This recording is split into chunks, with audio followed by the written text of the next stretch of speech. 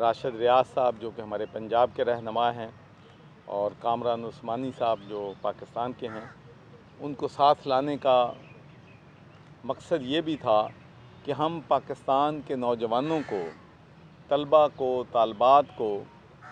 یہ پیغام دینا چاہتے ہیں کہ پاکستانی افواج ہر مشکل وقت میں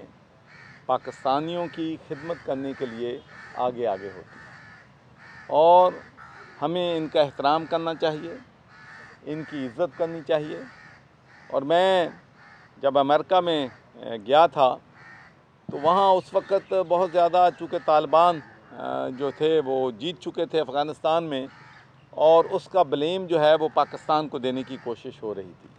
تو میں نے اس وقت جتنے بھی سینیٹرز کو ملا، کانگریس مین کو ملا،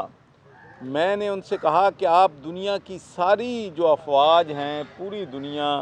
ٹریلینز آف ڈالر پیسے کے ساتھ دہشت گردی یا طالبان کو آپ شکست نہیں دے سکے ہیں، لیکن ہماری پاک افواج نے پاکستان میں دہشت گردی کا کلا کما کر دیا۔ اور وہ آپ کو معلوم ہے کہ آرمی پبلک سکول پہ جب حملہ ہوا تھا تو اس کے بعد پوری قوم اکٹھی ہو گئی تھی۔ تو یہ میں میسج اس لیے دے رہا ہوں کہ ہمیں افواج پاکستان کے ساتھ پوری قوم کو شانہ بشانہ کھڑے ہونا ہے۔